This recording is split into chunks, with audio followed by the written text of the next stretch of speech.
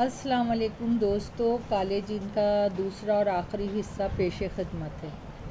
تھوڑی دیر بعد وہ بھی آ گئی۔ میں نے اور جاوید نے مل کر 14 دانوں کی 3 ڈھیریاں بنا دیں۔ جاوید کو میں نے کہا کہ وہ انگیٹھی میں آگ بجھنے نہ دینا۔ اب میں تسلی سے بیٹھ گیا اور لڑکی کے ذریعے جنوں کو مخاطب کیا، وہ کوئی آخری فیصلہ کر کے مجھے بتائیں۔ لڑکی نے سر کے اشارے سے انکار کر دیا۔ میں نے انہیں آخری بار کہا، بابا جی کو بلا لو تاکہ وہ تمہیں بچائیں۔ اگر ایسا نہیں ہو سکتا تو چلے جاؤ، ورنہ میں تمہیں جلا کے راکھ کر دوں گا۔ لڑکی خاموش بیٹھی رہی اور کوئی جواب نہ دیا، تو میں سمجھ گیا کہ جن جانے والے نہیں۔ میں نے اندازہ لگایا کہ وہ کالے تھے اور اس طرح ماننے والے بھی نہیں تھے۔ میں نے کالی مرچ کا ایک ڈھیر سامنے کیا، پھر ایک مخصوص آیت کا ورد کرنے لگا۔ اب ان پر ترس کھانے کا کوئی فائدہ نہ تھا۔ میں نے پڑھنا شروع کر دیا اور ایک ایک دانہ انگیٹھی میں پھینکنے لگا۔ جب 20-25 دانے جل چکے اور فضا میں ناگوار بو پھیلنے لگی تو شازیہ کے بدن میں حرکت سی ہوئی۔ اس نے چیخنا شروع کر دیا، بس کرو، میں جاتا ہوں۔ مگر میں نے انسنی کر دی اور اس کی آہ و بکا سننے کا کوئی فائدہ بھی نہ تھا۔ اگر کوئی یہ عمل جانتا تو اس سے پتہ ہوگا کہ آدھے جلے کو چھوڑ دینا کتنی بڑی نادانی ہے۔ لڑکی یعنی جنوں کی چیخ و پکار جاری رہی۔ بالآخر میں نے آخری دانہ بھی آگ کے سپرد کر کے سکون کا سانس لیا۔ بدبو دار دھوئیں سے پورا کمرہ بھر گیا۔ جب تھوڑی دیر بعد دھواں ختم ہوا تو شازیہ پر سوار 3 جنوں میں سے ایک راگ بن چکا تھا۔ میں نے دوسری ڈھیری اپنے سامنے رکھی اور دانے شمار کیے۔ وہ بھی ابھی 41 ہی تھے۔ پھر وہ دوسرا عمل شروع ہو گیا۔ پہلے جن کے جلنے کے بعد دوسرے کی حوصلہ پست ہو گئے تھے۔ وہ تینوں 4 دانوں کے بعد ہی چیخنے اور فریاد کرنے لگے، مگر میں نے اپنا عمل جاری رکھا۔ پھر دوسری ڈھیری کے بعد تیسری ڈھیری بھی ایک ایک کر کے دانہ کر کے جلا دیا۔ اب شازیہ دائرے میں بیٹھی نہیں بلکہ لمبی ہو کے سو رہی تھی، اور یہ نشانی تھی کہ وہ تینوں جنوں کی گرفت سے آزاد ہو چکی تھی۔ میں نے اس کے باپ سے کہا وہ اس کی ماں کو بلائیں، جو پیار سے اسے اٹھا کے لے جائے، بالکل ایسے جیسے کوئی ہوا میں ہوا ہی نہ ہو۔ میں بھی اٹھ گیا۔ مرغ اذان دے کر سحر ہونے کی اطلاع دے رہے تھے۔ میں نے وضو کیا اور نماز ادا کی، پھر تھوڑی دیر کے لیے لیٹ گیا۔ جاوید سے کہا وہ سو جائے، پھر اس نے بھی نماز ادا کی اور سو گیا۔ پتہ نہیں 10 یا 11 بجے تھے۔ مجھے حیات نے جگایا اور سرگوشی میں بتایا کہ خاتون بیوی کی بیٹی آئی ہوئی ہے، عائشہ اس کا نام ہے۔ میں نے اٹھ کر منہ ہاتھ دھویا، پھر میں نے اور جاوید نے مل کر ناشتہ کیا۔ تب حیات نے کہا وہ لڑکی عائشہ آپ سے ملنا چاہتی ہے۔ وہ شازیہ کے ساتھ اندر آ گئی۔ بڑے چاؤ اور لگاؤ سے اس نے میرا شکریہ ادا کرتے ہوئے کہا، آپ نے ان لوگوں کی مدد کر کے بڑی نیکی کی ہے۔ پھر وہ ادھر ادھر کی باتیں کر کے چلی گئی۔ میں سوچنے لگا انسان کتنا منافق ہوتا ہے۔ وہ اپنی ماں کے کیے پہ ذرا بھی نادم نہ تھی، بلکہ وہ سمجھ رہی تھی جیسے ہم لوگوں کو کسی بات کا علم ہی نہ ہو۔ جب وہ چلی گئی تو میں نے حیات محمد کو بلایا، اسے بٹھا کے سمجھانے لگا کہ اس لڑکی اور اس کی ماں پہ سخت نگاہ رکھو اور ان کے ہاتھوں سے کھاتے پیتے وقت مکمل احتیاط برتنا، ایسا نہ ہو کہ یہ پھر کوئی حرکت کر بیٹھیں۔ اس وقت 11 بج رہے تھے۔ میں چاہتا تھا کہ ظہر سے پہلے اگر ایک اور لڑکی بھی آزاد ہو جائے تو زیادہ بہتر ہے۔ چنانچہ میں نے عمل کے لیے زمین پہ ڈیرا لگایا، کالی مرچ کے دانوں کی 3 ڈھیریاں لگائیں، انگیٹھی گرم کروائی، اپنے سامنے دائرہ کھینچا اور پڑھنے لگا۔ تھوڑی دیر بعد عابدہ اور زاہدہ دروازے پہ نمودار ہوئیں۔ پہلے دروازہ ایک دم بند ہوا، پھر تھوڑی دیر بعد دوبارہ کھل گیا۔ اب صرف زاہدہ سامنے تھی۔ اس نے دروازے کی چوکھٹ عبور کی اور چلتے چلتے دائرے میں آ گئی۔ میں نے ہاتھ کے اشارے سے اسے بیٹھنے کا کہا تو وہ بیٹھ گئے۔ وہی چند سوال اس سے بھی کیے جو اس سے پہلے شازیہ سے کر چکا تھا، لیکن یہ معاملہ پرانا تھا، لہٰذا ذرا زیادہ محنت کرنی پڑی۔ جب کافی سر کھپا چکا اور کچھ پلے نہ پڑا تو تنگ آ کے میں نے کہا، جھیل والے کالے بابا کے پاس چلے جاؤ یا جلنے کے لیے تیار ہو جاؤ۔ زاہدہ خاموش بیٹھی آنکھیں مٹکا رہی تھی۔ میں نے انگیٹھی قریب کر لی اور ایک ایک کر کے دانوں پہ دم کر کے جلاتا رہا، وہی چیخو پکار جاری ہو گئی، مگر میں کام میں مگن رہا۔ 4-5 گھنٹے کی مکمل محنت کے بعد آخری دانہ بھی میں نے آگ کے نظر کر دیا۔ زاہدہ دھڑام سے زمین پہ گر پڑی۔ اس کی ماں نے اسے بھی پیار سے اٹھایا اور ایک طرف چارپائی پہ لے جا کے لٹا دیا۔ خدا جانے کتنے برسوں بعد اسے بھی مصیبت سے چھٹکارا ملا تھا۔ اس کی ماں اور بہن بہت خوش تھیں۔ جاوید کی خوشی کا تو کوئی ٹھکانہ ہی نہ تھا۔ وہ زاہدہ سے جس طرح محبت کرتا تھا، اس کا اندازہ میں نے لگا لیا تھا۔ اس کی لگن سچی تھی۔ اب ایک عمل اور رہتا تھا جس کے لیے میں نے رات کا انتخاب کیا تھا۔ پھر ہم لوگ باہر نکلے۔ وہ تینوں ماں بیٹیاں ایک درخت کے سائے میں بیٹھی تھیں۔ زاہدہ اور جاوید کی نگاہیں ایک دوسرے سے ملیں تو وہ ایک دوسرے کو دیکھتے رہ گئے۔ اگر میں جاوید کو پکڑ کر نہ لے جاتا تو پتہ نہیں کتنی دیر تک ایک دوسرے کو دیکھتے رہتے۔ ہم لوگ ٹہلتے ٹہلتے سڑک پہ نکل آئے اور وہاں ایک ہوٹل میں بیٹھ کے چائے پینے لگے۔ جاوید نے موقع دیکھ کر کہا، دوست اب تمہیں ایک کام اور کرنا ہے، کسی طرح حیات چاچا کو راضی کر لو، میں زاہدہ سے شادی کرنا چاہتا ہوں۔ میں نے کہا، دیکھو جاوید، میں موقع دیکھ کے بات کروں گا، آگے تمہارا مقدر۔ وہ جذباتی ہو کے بولا، اب میرا مقدر تمہارے ہاتھ میں ہے دوست، تم جو چاہو وہ ہو سکتا ہے۔ خیر، ہم شام ڈھلنے سے پہلے واپس آ گئے۔ پھر نماز مغرب پڑھنے قریبی مسجد چلے گئے۔ نماز مغرب کے بعد واپس آئے تو میں نے دیکھا کہ وہ لوگ آج ایک عرصے بعد خوش و خرم دکھائی دے رہے تھے۔ چہرہ شناس جانتے ہیں کہ چہرہ انسان کے اندرونی کیفیت کا عکاس ہوتا ہے۔ زاہدہ بھی آج مدتوں بعد نہائی تھی۔ نئے کپڑے پہن کے اتنی نکھر گئی تھی کہ اس کے چہرے پہ نظر نہیں ٹھہرتی تھی۔ وہ کام میں یوں ہی مصروف تھی جیسے ایک عرصے سے گھر کے کام کاج کرتی آ رہی ہو۔ اس روز ہم نے پہلی بار زاہدہ کے ہاتھ کا پکا ہوا کھانا کھایا۔ اس نے بڑا لذیذ کھانا تیار کیا تھا۔ بہرحال کھانے سے فارغ ہو کے ہم لوگ عشاء کا انتظار کرنے لگے۔ نماز عشاء سے فارغ ہو کے ہم لوگوں نے اپنا ڈیرا جمایا تو میں دائرہ لگا کے عمل کرنے لگا۔ پھر میں نے دیکھا کہ عابدہ دروازے کی چوکھٹ پہ آ کھڑی ہوئی۔ اس کا ایک پاؤں اندر تھا، ایک باہر۔ میں پڑھتا رہا، وہ آگے بڑھتی رہی۔ پھر دائرے کے قریب آ کے اس کا رخ بدل گیا۔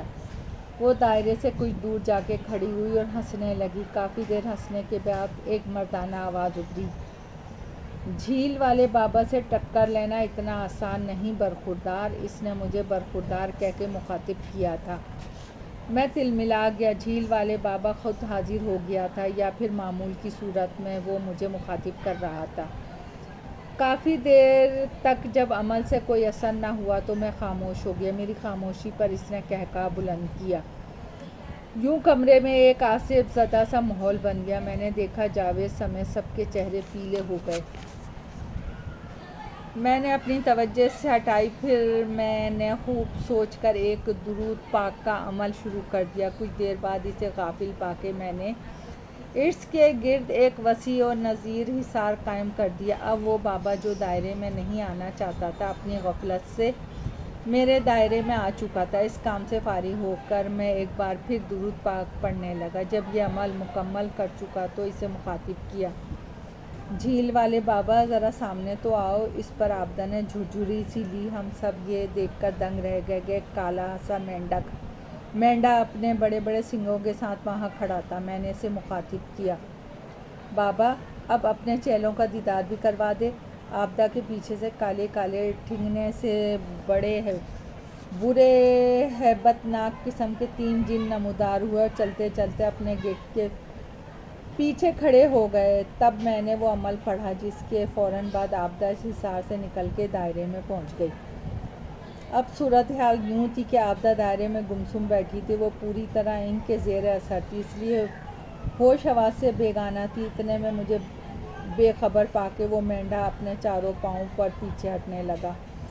پھر وہ اتنے تیز رفتاری سے بھاگتا ہوا میری طرف آیا جیسے ایک ہی ٹکر مار کے مجھے ختم کر دے گا۔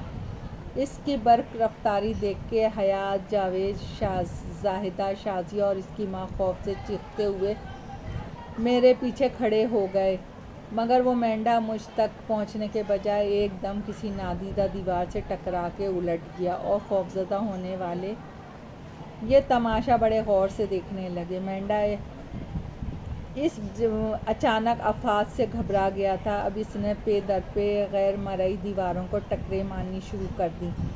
جب تھک گیا تو ایک طرف کھڑا ہو کے ہانپنے لگا۔ میں نے اسے چھیڑنے کے لیے کہا، ہمت ختم ہو گئی یا پھر کوشش کرو گے؟ وہ مجھے دیکھ کے زور سے ڈکارا اور پیچھے ہٹتا چلا گیا، پھر بھاگتا ہوا آیا اور دیوار کے چاروں طرف ٹکریں لگانے لگا۔ میں نے دل میں ذکر شروع کر دیا اور پھونکے مارنے لگا۔ میری پھونکوں کے حصار کے اندر جھکڑ سے چلنے لگے۔ اب ان کی حالت یہ تھی کہ تینوں جن آگے آگے تھے اور مینڈا ان کے پیچھے پیچھے۔ پھر ان میں سے ایک گر پڑا اور اس کے پاؤں تلے کچل کے دم توڑ گیا۔ اس طرح دوسرا اور پھر تیسرا جن بھی اپنے گرو کے ٹکر کا شکار ہو کے مر گیا۔ وہ حصار میں اکیلا تھا، جھکڑ بھی تھم گئے تھے۔ میں نے تھوڑی دیر کے لیے اپنی توجہ وہاں سے ہٹائی اور یہی میری غلطی تھی۔ میں نے حیات سے پانی مانگا تھا۔ پانی پی کر میں جب دیکھا تو مینڈا حصار سے غائب تھا۔ میں سوچ رہا تھا کہ شاید حصار ٹوٹ گیا ہے، مگر حصار برابر قائم تھا۔ میں نے پھر پھونکی مارنے شروع کی۔ اب میں نے دیکھا کہ صرف ایک مکڑی اپنی لمبی لمبی ٹانگوں سے ادھر گدھر بھاگ رہی تھی۔ شاید وہ کسی سراغ میں گھسنے کی کوشش کر رہی تھی۔ تب میں نے اس مکڑی کو اپنا ہدف بنایا، مگر اس سے پہلے ہی وہ سوراخ میں گھسنے میں کامیاب ہو گئی۔ میں نے ماتھے سے پسینہ پونچھا اور اپنی شکست پہ افسوس کرنے لگا کہ جھیل والا بابا بچ نکلا، میں کامیاب ہو گیا۔ میں نے انگیٹھی اپنے پاس رکھی اور جاوید کو پنکھا ہلا کے کوئلے جلانے کا انتظام کیا اور پھر ایک بار کالی مرچوں کے دانے آگ کی نظر کرنے لگا۔ حصار میں موجود تینوں جن ایک ایک کر کے غائب ہونے لگے۔ جب وہ جل چکے تو میں نے حیات سے کہا وہ ایک ہنڈیا لے کر آئے۔ وہ بھاگتا ہوا گیا اور ایک ہنڈیا لے آیا۔ میں نے انگیٹھی اٹھا کے انگارے ہنڈیا میں ڈالے، تب چیخ و پکار کا ایک طوفان اٹھا۔ میں نے فوراً ڈھکن بند کر دیا اور اس پہ پڑھ پڑھ کے پھونکنے لگا۔ جب خاموشی چھا گئی تو میں نے اشارہ کیا۔ زاہدہ اور اس کی ماں عابدہ کو اٹھا کے لے گئیں۔ میں نے حیات سے کہا کہ وہ گوندا ہوا آٹا لے کر آئیں۔ میں نے آٹا لگا کر ہنڈیا کا ڈھکن بند کر دیا۔ اب میں نے حیات سے کہا وہ ایک کھرپا مجھے لا کر دے۔ وہ کھرپا لے آیا تو میں نے اسے کہا جاوید کو ساتھ لے جاؤ اور ایک ہنڈیا گندگی کے کسی ڈھیر میں بہت گہری دفن کر آؤ۔ وہ دونوں ہنڈیا اٹھا کے چلے گئے۔ میں اپنی جگہ سے اٹھ کر کھرپا ہاتھ میں لیا اور اس سوراخ کے پاس جا پہنچا جس میں مکڑی گھسی تھی۔ وہ ابھی قریب ہی تھی۔ میں نے زور سے کھرپا زمین پہ مارا اور زمین اکھاڑ دی، مگر مکڑی کچھ اور آگے چلی گئی۔ جب وہ لوگ واپس آئے تو میں نے کمرے کو جگہ جگہ سے کھود دیا تھا اور پسینے سے چراپور تھا۔ جاوید نے اپنا ہاتھ میرے کندھے پہ رکھا تو مجھے ہوش آیا۔ میں سر جھٹکتا ہوا اٹھ کھڑا ہوا۔ میں مکڑی کے بچ جانے پہ نادم تھا اور زمین کھود کر اسے مارنا چاہتا تھا، مگر وہ بہت آگے چلی گئی تھی۔ میں نے غصے سے کھرپا پھینک دیا اور پسینہ پوچھنے لگا۔ کچھ دیر بعد منہ ہاتھ دھو رہا تھا کہ مؤذن نے صبح ہونے کی نوید سنائی۔ تب پتہ چلا کہ پوری رات گزر گئی ہے۔ میں جاوید اور حیات مسجد کی طرف چلے گئے۔ وہاں جا کے میں نے غسل کیا اور تازہ دم ہو کے نماز پڑھی۔ واپسی پہ گھر میں داخل ہوئے تو پہلی بار اس کی بیوی کے ہونٹوں پہ مسکراہٹ نظر آئی۔ چہل پہل سے یوں لگتا تھا جیسے آج عید ہے یا کوئی اور خوشی کا دن ہو۔ میں نے رب کا شکر ادا کیا کہ اس نے ان غریبوں لوگوں کی مدد کی۔ حیات بھی آج پہلی بار بڑا مسرور دکھائی دے رہا تھا۔ ہم لوگوں نے بیٹھ کے چائے پی کے حیات کہنے لگا، میری سمجھ میں نہیں آتا کہ میں کس طرح آپ کا شکریہ ادا کروں۔ آپ نے مجھ جیسے آدمی کو جس مصیبت سے نجات دلائی ہے، اس کا شکر کسی طرح بھی ادا نہیں کر سکتا۔ میں نے حیات کا ہاتھ پکڑا اور اسے اٹھایا اور اپنے پاس چارپائی پہ بٹھا کر کہا، حیات، شکر صرف خدا تعالیٰ کا ادا کیا جاتا ہے، ہم لوگ کیا چیز ہیں، کچھ بھی نہیں۔ میں نے اس کی توجہ دوسری طرف منتقل کروانے کے لیے کہا، اب کیا پروگرام ہے؟ وہ مجھے سوالیہ نظروں سے دیکھنے لگا جیسے میرا مطلب نہ سمجھاؤں۔ میں نے کہا، جاوید کو باہر جانے کا اشارہ کیا۔ وہ باہر چلا گیا۔ میں نے حیات سے پوچھا، یہاں کب تک رہنے کا ارادہ ہے؟ وہ بولا، فی الحال تو میں 2-4 روز بعد کام پر جاؤں گا۔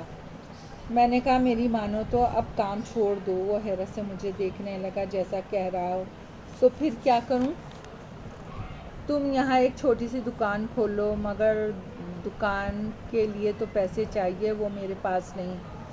اس کی تم فکر نہ کرو، کوئی نہ کوئی بندوبست ہو جائے گا، صرف تم اپنا فیصلہ خود کر لو۔ اس نے کہا ٹھیک ہے، اگر پیسے کو بندوبست ہو جائے گا تو میں آج ہی گاؤں میں کوئی مناسب جگہ دیکھ کے دکان کھول لوں گا۔ جب وہ اس بات پہ راضی ہو گیا تو میں نے اسے کہا لڑکیوں کے بارے میں کیا سوچا ہے؟ وہ میری طرف دیکھنے لگا جیسے ایسے کچھ بھی نہ سمجھ آیا ہو۔ میں نے اس سے پوچھا جاوید کیسا لڑکا ہے؟ وہ بولا بہت اچھا ہے۔ حیات نے اس سے تعلقات کی بہت پرانی باتیں سنائیں تو میں نے اسے کہا جاوید تمہاری بیٹی کو پسند بھی کرتا ہے اور شادی بھی کرنا چاہتا ہے، لیکن اسے ہمت نہیں ہوئی۔ تو وہ کہتا یہ سن کے حیات کی خوشی کا کوئی ٹھکانہ نہ رہا، پھر کہنے لگا باؤجی بیٹی کے ہاتھ پیلے کرنے کے لیے میرے پاس کچھ بھی نہیں۔ میں نے اسے کہا کیسی نا امیدی کی باتیں کرتے ہو، کون سا تم نے آج ہی بیٹی بیاہانی ہے؟ خدا خیر کرے گا، کوئی نہ کوئی حل نکل آئے گا، پہلے حامی تو بھرو۔ اس سے کہا باؤجی اگر خدا مجھے جاوید جیسا فرمانبردار داماد دے دے تو مجھے اور کیا چاہیے؟ میں اس سے بغلگیر ہو گیا۔ پھر وہ اٹھ کر باہر چلا گیا۔ چند لمحوں بعد وہ اور اس کی بیوی ایک پلیٹ میں چینی ڈال کے لے آئے۔ انہوں نے میرا منہ میٹھا کروایا۔ اس کی بیوی نے مجھے بہت دعائیں دیں، اس گھر میں روٹھی ہوئی خوشیاں واپس لوٹ آئی تھیں۔ یہ کہانی ختم ہوئی ہے۔ صرف اتنا بتانا باقی ہے کہ حیات محمد کی دکان کے لیے میں نے صالح اور سلمان سے مالی مدد لی تھی۔ میں اس کا کامیابی پہ اپنے رب جلال کا شکریہ ادا کرتے ہوئے وہاں سے واپس آ گیا۔ 3 ماہ بعد مجھے جاوید کی طرف سے اس کی شادی میں شرکت کا دعوت نامہ ملا، مگر میں ناگزیر وجوہات کی بنا پر اس کی شادی میں شریک نہ ہو سکا۔ کچھ عرصے بعد مجھے اطلاع ملی ہے کہ جاوید نے شازیہ اور عابدہ کی شادیاں بھی اپنے عزیزوں میں کر دی ہیں۔ خدا کرے کہ وہ سب لوگ خوش و خرم رہیں اور اللہ پاک سب کو سفلی علم اور ہر قسم کی آفت سے محفوظ رکھے، آمین ثم آمین۔ دوستو کہانی پسند آئی ہو تو لائک اور سبسکرائب کیجیے، آپ کی دعاؤں کی طلبگار۔